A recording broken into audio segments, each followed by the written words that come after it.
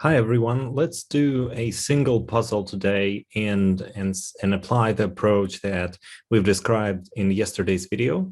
So I'll take a decent puzzle which has a lot going on, and we'll try and identify the solution by using these methods. Okay, so here is the puzzle.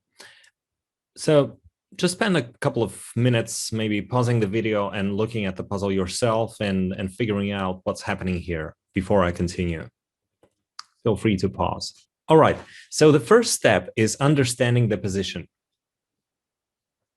So let's have a look at the material. First of all, let's count 3, 4, 5, 6, 7, 8 pawns. White 1, 2, 3, 4, 5, 6, 7, 8 pawns. So equal pawns, pieces, 3 minor pieces. Likewise, white has 3 minor pieces, 2 rooks, and 1 rook. Okay, so we are a rook down. So we got a little bit of a problem here. So somehow white managed to capture our rook on a8, and we are down a full rook. It's obviously a middle game position. It's not extremely sharp. The reason is that the king is protected here. The black king is fairly protected, so there are no immediate threats. So coming from the queen or coming from the bishop, of course, it attacks the f7, but f7 is protected at this stage. This rook is far from developed. Potentially, of course, it might come into the game, but it will be, much later on.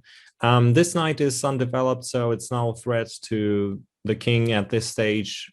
It will take at least 2-3 moves to get there. How about this king? So we are assessing king safety. So with this king, so if there was no knight here, we could have given a check here and a fork. So that's nice to note. So maybe in future puzzles that will be useful, but at this stage here is a knight, and there is no way that we can get rid of it. Okay, so king safety for white is decent, so we cannot checkmate. I don't see how we can, potentially cause any trouble. Open diagonals files. I see an open diagonal here straight away. Open files, not much else. Evaluating each piece. Well, we can say this knight is in trouble. For white, this is a fairly active bishop attacking the f7 potentially. Yeah, it's a good place to be, but also we note that potentially it can be moved, kicked a little bit by b5 because the b5 is protected. And also we have d5 at some stage, either playing c6 or d5. And also I think it's a good thing to note, if this queen has been on h3, we could potentially play d5, creating a discovered attack on the queen with the bishop, and also at the same time attacking the bishop. So the queen would have to do something, for example, protecting by g4 or moving away. We would capture the bishop. So straight away, we see that potentially here we can force the queen to move. And I think that's actually the topic of this puzzle, because there's nothing else happening here. We do need, however, later in the game, after we discover this motive, we do need to recapture the knight. And it's important that the way for the knight typically to escape from a8 in all of the games is to get through c7, capture on c7, or some other way. If we move to a6, they can escape from b6. But the issue here is that we just cannot consider move like queen to e8, because that way the knight will escape, and that's definitely not solving the puzzle. So some moves we can eliminate straight away. We do not need to protect against immediate threats from the white. They also don't have much threats. It has to do something with the position of this knight, this bishop, and the queen. How do we get this queen to move to h3? We potentially need to attack it. We cannot attack it with knight to e2 because they will simply capture us. Knight to f5, attacking the queen. That doesn't help because this square is protected. So it's not the knight who's going to kick the queen. If we play d5 straight away, so they, for example, capture with either the pawn or the bishop, and what will happen is potentially we can think about that we can play bishop h4, attacking the queen, and also because we already played d5, this diagonal will open up. So this queen doesn't have a place to move apart from e3. And then we can retract the bishop to g5. And there is a problem, tactical motive. You see that the queen won't be able to move because it's protecting the king. Therefore, they will lose the queen because if playing f4 doesn't help, we just capture with the bishop on f4. Seems like a very nice idea, and I like it very much. And I think, you know, most of you watching this video and seeing this puzzle for the first time, it seems like a fantastic idea. So what we do is we actually want to play d5, capture, or capture with this. It opens up the diagonal. We will play bishop h4, attacking the queen. The queen doesn't have this space to go, so it has to move either here, but this is already attacked. So they have to move to f3. This is attacked by the knight. So the only field, they cannot move to f4, attacked by the pawn. They have to move to e3.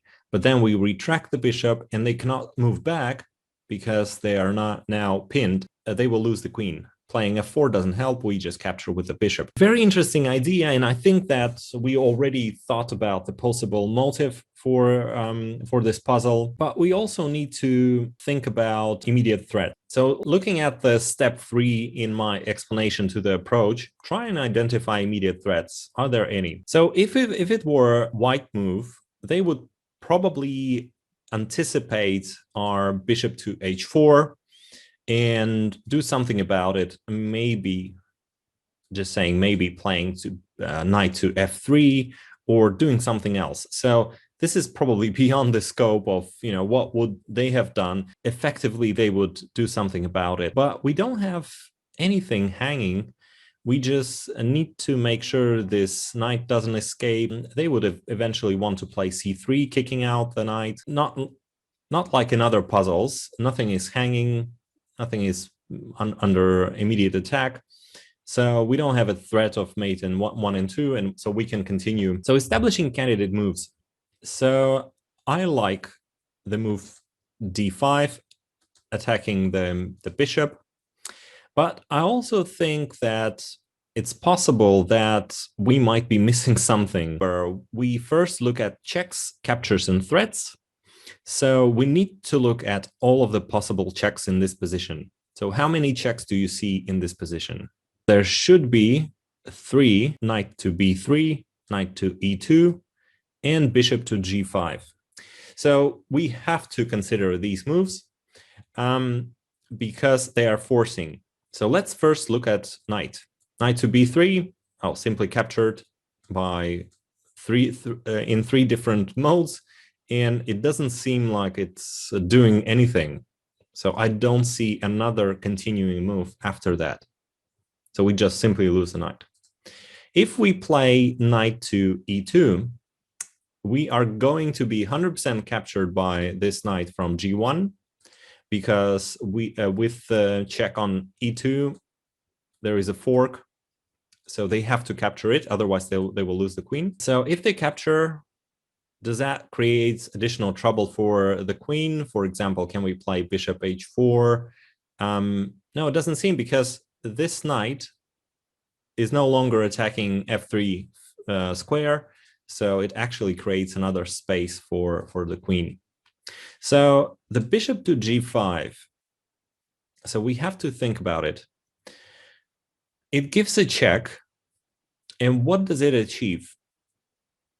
So we can't see straight away. It's quite difficult to comprehend. Why shouldn't we be opting out for the first line that I said? D5, bishop h4 looks fantastic. So queen doesn't move anywhere. It has to move to e3, and then we retract, and there is a pin. Fantastic. So we win the game. Seems like all correct. But let's continue with our method and approach. We've looked at all of the checks. There is a sensible check, but we don't know the continuation after that. So let's just keep that in mind. With the checks with the knight, doesn't make any sense. We'll just disregard them straight away. Threats. So threats, actually, we've selected one move, which is a threat. Bishop to h4 is a threat. It's not a check, it's not a capture, it's a threat. It's a third category move. Okay, any other threats? So playing d5, that's the first move that we want to play. Does it achieve anything? Yep, we've determined that. So actually, we can play d5, opening up the h3, but we also can play straight away bishop h4, and then if the queen goes to e3, then we retract, and again, the same pin. Okay, first move, bishop h4, one candidate move. Second candidate move, bishop to g5. Because it's a sensible check, we haven't seen that it's a mistake, like the knight on b3 and e2. So second candidate, first candidate, and also the initial line that we looked at, third candidate, going to d5. So because the motive is something around these pieces, it has to be one of these three candidate moves. Okay, let's have a look. Playing to d5, why can't we play, instead of attacking, creating a threat on the c4, why can't we play straight away bishop to h4? So bishop to h4, if they move here on h3, then we play d5, attacking the bishop and attacking the queen at the same time. The issue is that there is a g pawn which will play on g4. So with the g4, we won't win the queen, but we might win the bishop. Sort of makes sense. Playing bishop h4, bishop to queen to e3. Then again, we have this pin, very good pin. Okay, so what's the difference if we play d5 first? They capture, we play bishop to h4, same. So it should be the same, bishop to h4 and d5. So there must be something missing because they are so much equal. We might be missing something. I would actually select bishop to h4 first because we are attacking a much more valuable piece than the bishop. So let's have a look again. And step 6, we will pause and reassess our selected move. So because this is the last chance for us to figure out whether we've done something correctly. So our whole idea is that creating a threat to queen on g3, we force it to move. So they either capture, which is losing because we will recapture with our queen, and they're simply going to be down in material. Of course, their knight will escape potentially to d5 after c7, but they are going to be significantly down in material, and they will probably most likely lose the game, because with this queen after that, we'll take on f2, attacking g2 as well, and creating on c2. So it's going to be probably a complete mess for white. Okay, so with this move, bishop to h4, white can retreat to h3, f3 is taken, e3 creates a problem. Oh, there is actually another field, g4. But the issue is that it's much less preferable than h3, because now you cannot protect with the move g4 when this pawn goes. And if you play queen g4, then it's simply inferior. It it doesn't give you any advantage. You cannot escape through this route because the knight attacks these squares, and also h5, f5 are also attacked. So after bishop h4, is there any other square to go? g5, f4 taken by this pawn. Oh my God, actually this pawn is unprotected. So it can be taken by the queen. So that's the thing that I've omitted in my initial analysis, in the last analysis of last 10 minutes probably. So that creates a huge problem for the whole solution, because playing bishop h4, white replies, queen takes e5, attacking the knight. And with the d5, it doesn't achieve anything. They might even capture the knight. So you see how this sixth step actually helped me to find out that I've made a mistake. So therefore, we need to move back to calculation, and we've determined 3 initial candidate moves: d5, bishop to h4, and bishop to g5. And actually, it appears that doesn't work d5 because they will simply capture with either the pawn or the bishop. And then when we play bishop to h4, they will play queen to e5. So that's not going to be any problem for white. Okay, so candidate move d5 is a mistake. Bishop to h4 is a mistake. And we had a third candidate move, bishop to g5. We haven't determined any other candidate moves. So by elimination, it must be the solution. So let's figure out why. So bishop to g5 is a check. So white can block it with the queen, take on g5, play f4, play queen to e3, play rook d2, queen b1. When you make a check with the g5, the sensible move is simply to move the king, because rook and the queen are more valuable pieces.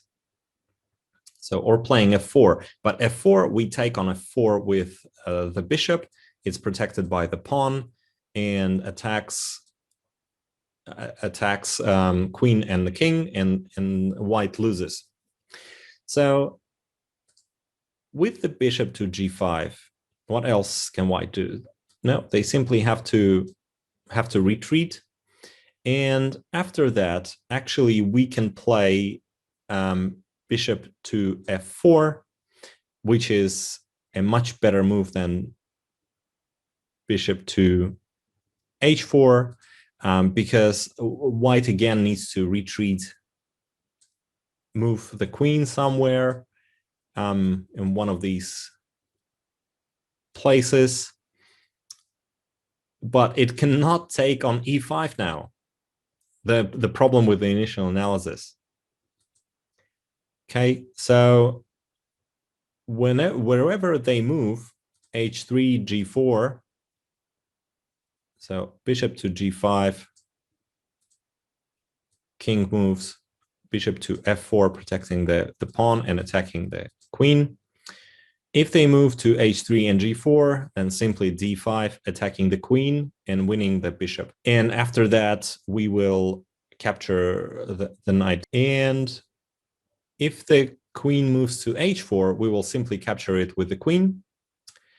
If the queen moves to e3, we will capture it with the bishop. So no place to go. And f3, of course, is attacked by the knight. So I think that's the solution. So we spent lots of time calculating, finding the motive, thinking about this puzzle. Now we have absolutely full understanding of this position. I'm ready to play. So let's play bishop to g5. Okay, first move correctly. So now, actually, a lot of players make a mistake because they continue with the line that they've selected. But if you want to get really good at puzzles and also really good at actual play, when your opponent makes a move, you again start the same process that we started again, because this one is a different position. And now you have more information because your opponent played king to b1, they didn't play rook to d2. Yeah, so we need to actually assess the position again. But of course, it's going to be much quicker because we worked already with this position. We still want to continue with our plan, f4. By the way, if white moved before decided to play rook d2, we actually could continue just with the same plan. We don't want to capture the rook. So bishop to f4, queen to h3, d5. Okay, so solved correctly. All right, guys, so that's the daily puzzle using the approach, and I hope you enjoyed it, and looking forward for next videos. Thank you.